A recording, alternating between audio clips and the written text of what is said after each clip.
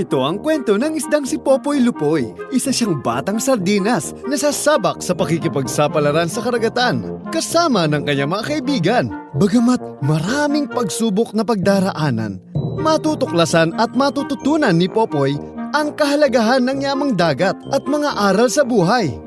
Samahan natin si Popoy Lupoy sa kanyang mga adventures!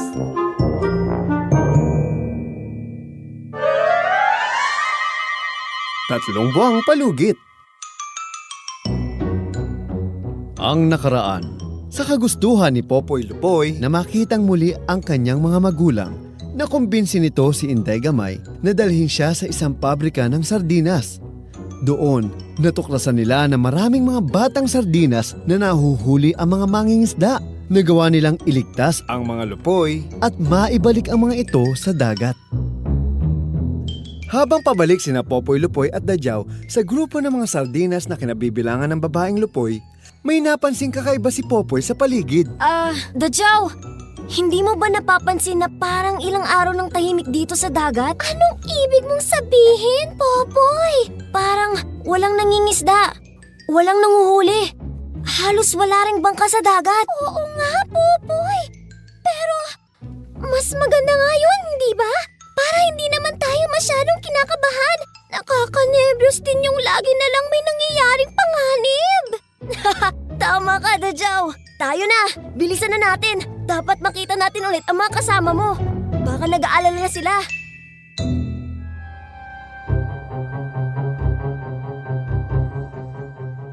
Nar! Har!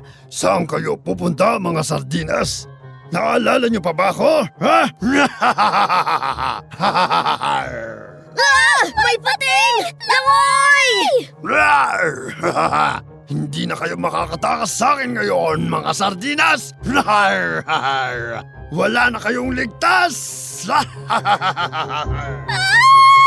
Popoy! Anong gagawin natin?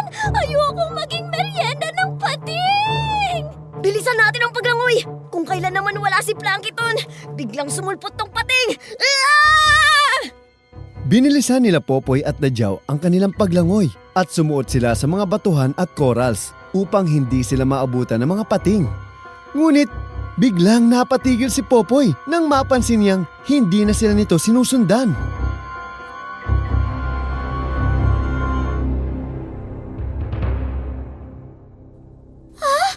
Bakit ka huminto, Popoy? Malayo na tayo sa kanya. Oo, Dadyaw. Pero parang may nararamdaman ako na may hindi magandang nangyari sa kanya. Paano mo naman nasabi? Basta, babalikan ko siya. Hoy! Popoy! Anong ginagawa niyo dyan? Kanina ko pa kayo hinahanap. Naku, Willie Pawikan, buti na lang dumating ka. Kasi hinabol kami nung pating kanina. Ha? Yung pating na humabol sa atin dati? Oo, siya nga. Nakalayo nga kami ni Dadyaw, pero bigla siyang nawala eh. Balikan natin siya, Willie. Ha? Ay bakit pa? Maganda nga yun. Nakalayo na tayo sa kanya. Basta, balikan natin siya. Nararamdaman ko na kailangan niya ng tulong. Ha? Ang kulit mo talaga, no? Ay, sige na nga. Binalikan nga nila Popoy Lupoy, Dadyaw at Willie Pawikan ang pating. At nakita nila na napaluputan ang buntot nito ng isang lambat at nagpupumiglas ito upang makaalis.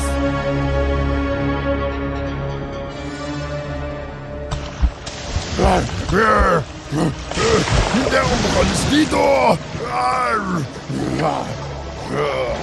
Tingnan niyo oh! May lambat na nakapulupot sa buntot ng pating. Siguro, nabitag siya habang hinabol niya tayo. Oo nga! Nakasabit yung kabilang dulo ng lambat sa may patuhan! Tulungan natin siya, Willie! Baka mamatay siya sa gutom kapag hindi siya nakalis. Ha? Gusto mo bang gawing kanyang panghimagas? Tama si Popoy! Kailangan natin siyang tulungan! Tanggalin natin yung lambat sa buntot niya! Anong ginagawa niyo? Hindi ba kayo natatakot sa akin? Ha? Tutulungan ka namin makawala! Susubukan namin tanggalin ang lambat sa buntot mo! Ha? Basta, ipangako mo, huwag mo kaming kakainin, ha? Tulong-tulong na kinagat ni Dadyaw, Popoy at Willie ang lambat upang mapatid ito at mawala sa pagkahagapos ang pating. Wow! Nagawa natin, Popoy! Napatid na ang lambat! Ay, umalis na tayo rito! Langoy na! Sandali lang! Huwag kayong aalis. Hindi ko kayo sasaktan. Gusto ko lang magpasalamat sa tulong nyo. Kung hindi dahil sa inyo, siguro natulad na ako sa maraming pating na namatay dahil sa mga lambat, lubid o sibat. Alam ko maraming mga nilalang na takot sa amin, maging mga tao. Pero ang totoo, mas takot kami sa kanila dahil milyong-milyong kauri namin kada taon ang nawawala na sa dagat. Ganun ba? Nakakalungkot naman pala ang nangyari sa mga pating. Oo, at hindi katulad ng ibang isda. Paisa-isa lang kung magsilang ang mga pating sa loob ng 1 taon. Kaya't hindi madali para sa amin na magparami. Kaya, salamat sa tulong nyo. Eddie, hindi mo na kami kakainin? Maghahanap na lang ako ng pugita. Sige, maraming salamat muli sa inyo mga munting kaibigan. O paano? Paalam na! Paalam!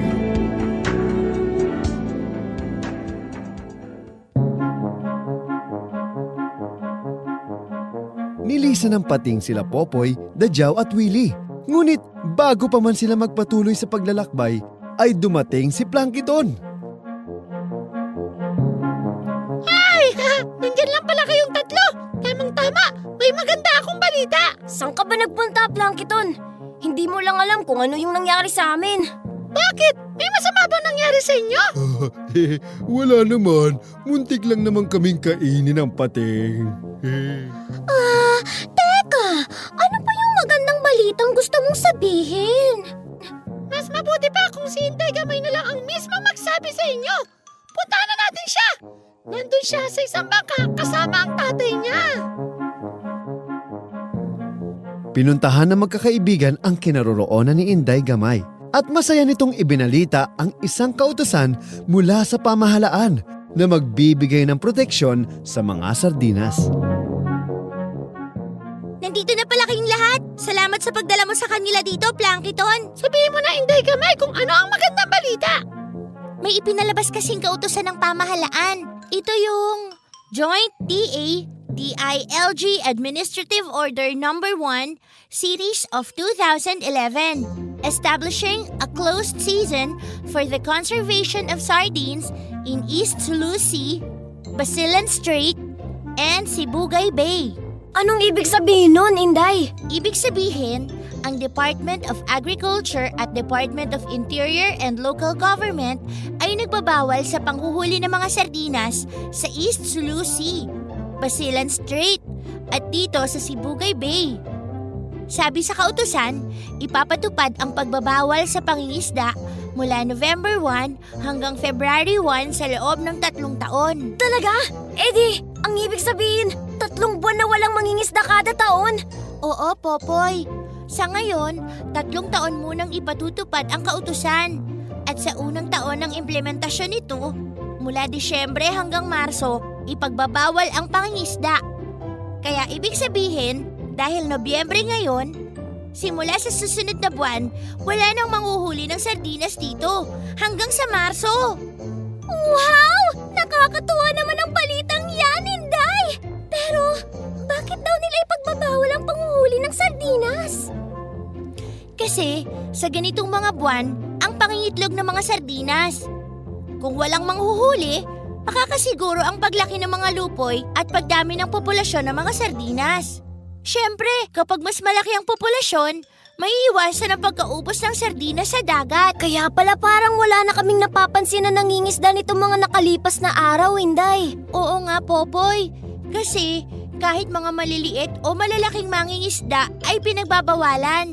Saka kapag nahuli silang lumabag sa kautusan, pwede silang makulong ng mula 6 na buwan hanggang 6 na taon. O kaya, pagmultahin ng 6,000 piso. Posible rin silang bawian ng lisensya sa bangka at sa pangingisda. Sigurado, matutuwa ang mga kaibigan mo, Dadyaw, kapag nalaman nila ang balitang to. Oo nga, Popoy! Wala silang dapat ipangamba sa susunod na 3 buwan, lalo na para sa mga batang sardinas! Oo, malaya kayong makakapamuhay sa dagat. At syempre, magiging mahigpit naman ang mga bantay dagat sa kanilang pagbabantay para walang lumabag sa kautusan. Maraming salamat sa ibinigay mong impormasyon sa amin, Inday! Babalik na kami ngayon sa mga kasamahan naming sardinas para malaman nila ang balita. Paalam, Popoy! Dajaw! Willie at Plankton! Hanggang sa muli! Paalam! Agad bumalik ang grupo ni Popoy Lupoy sa kinaroroonan ng mga kaibigan ni Dajaw upang ihatid ang magandang balita.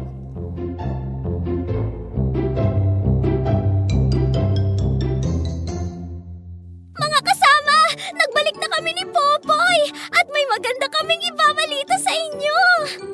Ano yun, Dajaw? Ikaw na ang magsabi sa kanila, Popoy! O sige, sa loob ng 3 buwan sa 1 taon, walang manghuhuli ng sardinas. Ito ay mula buwan ng Nobyembre hanggang Pebrero at gagawin ito sa loob ng 3 taon. Aba, magandang ang balita yan, Dajaw at Popoy.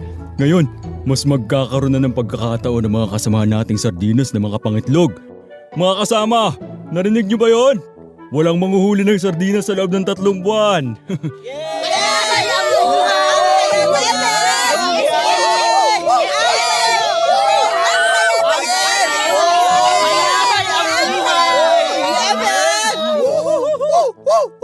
At sa isang iglap, libo-libong sardinas ang nagdiwang sa balitang hatid ni Dajaw at Popoy.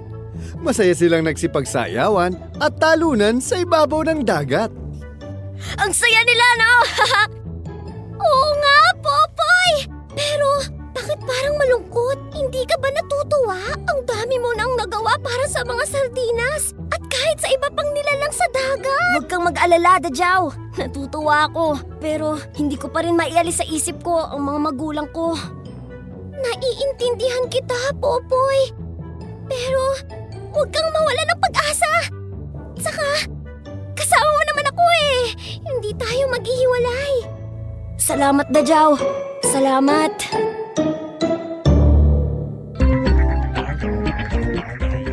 Isang magandang balita mula sa mga tao ang ipinarating ni Popoy Lupoy at Dajaw sa mga sardinas. Ito ay isang importanteng bagay upang mapanatiling matatag ang populasyon ng mga sardinas sa karagatan.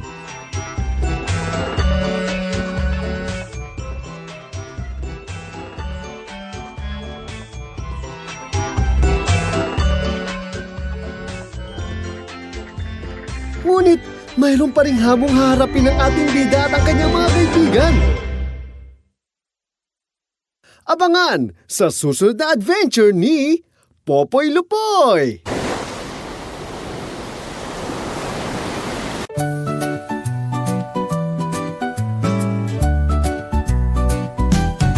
Sa ilalim ng dagat may kwento tayong dala.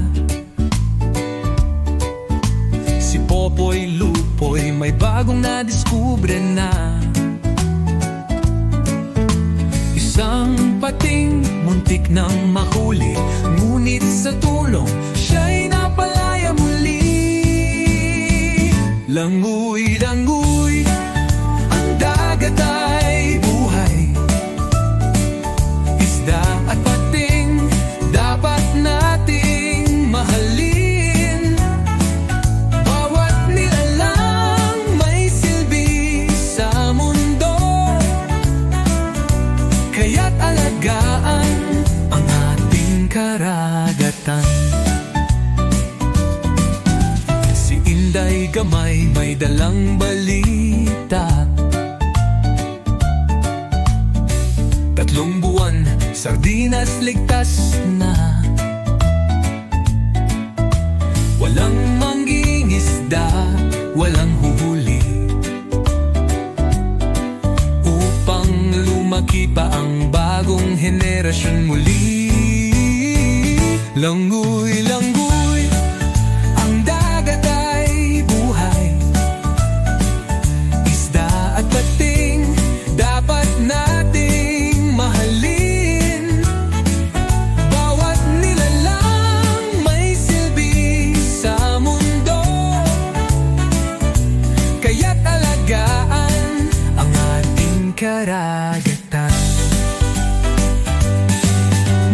Kaya ang sardinas nagdiriwang sila. Dahil sa balita, ligtas ang pamilya. Kung lahat tayo magtutulungan, dagat ay muling babalik sa kasagananahan. Si Popoy Lupoy di pa rin titigil, patuloy sa misyon, dagat ay iingatan. Basta't may pag-asa, basta't may pagmamahal, lahat ng nilalang magkakasama sa buhay. Langoy-langgoy, ang dagat ay buhay. Isda at pating, dapat nating mahalin. Bawat nilalang may silbi sa mundo. Kaya talagaan ang ating karagatan. Buhay sa dagat, atin ang protektahan. Para sa susunod, may isdang maaabutan. Basta't magkaisa, lahat ay gaganda. Dagat ay babalik sa kanyang sigla.